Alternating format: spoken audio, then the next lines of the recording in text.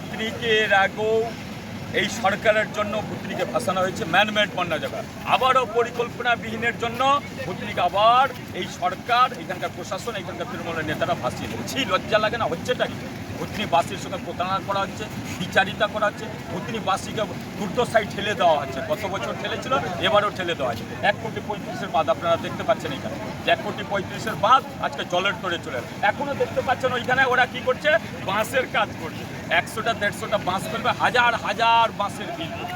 পুরোটা পরিকল্পনা করা হয়েছে সেচ দপ্তর, যে তৃণমূল নেতাদের প্লাস আধিকারিকদের পৌষ মাস ভুতনিবাসীর সর্বনাশ। অর্থাৎ তাদের পুরো টাকা ইনকামের করিডোর বানানো হয়েছে ভুতনিকে, সেখান থেকে আত্মসাৎ করবে। পুরো টাকাটাই নবান্ন থেকে নিচে লেভেল অব্দি তৃণমূলের নেতাদের পেটে।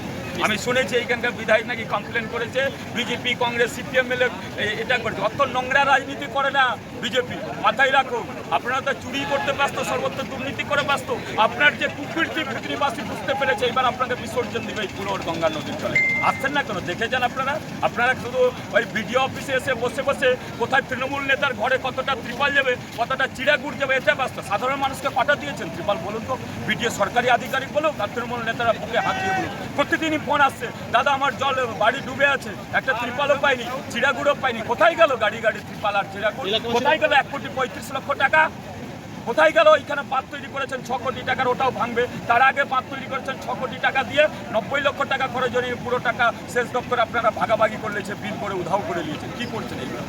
মানুষের ট্যাক্সের টাকা পুরো আত্মসাৎ করছেন, পুরো একদম নিচে লেভেল থেকে উপর লেভেল অব্দি পুরো আত্মসাৎ, পুরো টাকাটা খেয়ে নিচ্ছেন, কাটমানিতে চলে যাচ্ছে। ভুতনির দুর্দশার কথা মনে পড়ে না? ভোটের সময় এসে বলবেন আপনারা ভোট দিন, ভুতনিকে রক্ষা করবো। ভুতনিবাসীর কাছে অনুরোধ আমার যে এইবার ওদেরকে বিসর্জন দিন। ভুতনিকে টিকাতে গেলে, ভুতনির 3টি অঞ্চলকে রক্ষা করতে, ভুতনির জমি ভিটা আপনাদেরকে রক্ষা করতে গেলে সর্বদল নির্বিশেষে, সর্বধর্ম নির্বিশেষে এই সরকারকে বিসর্জন দিন। আমরা পাশে আছি। ডাবল ইঞ্জিনের সরকার হলে কথা দিচ্ছি ভুতনির ছেলে হিসেবে এইখানে ভুতনি রক্ষা করব। ভুতনি স্থায়ী গঙ্গা ভাঙনের সমাধান হবে। ভুতনিই থাকবে উন্নয়নের ভুতনি। আচ্ছা, আপনি তো পরিকল্পনা ইরিগেশন অর্থাৎ সেচ দপ্তরের ইঞ্জিনিয়াররা পরিকল্পনাবিহীন বাঁধ তৈরি করেছে। পরিকল্পনাবিহীন বাঁধের জন্য এই সরকারের তৈরি করা বন্যাতে ভুতনিবাস। এলাকাবাসীরা অভিযোগ করছেন বাঁধ কেটে দেওয়া। কিছু অসাধু লোক যদি হয় কমপ্লেন, কিছু অসাধু কারা করবে?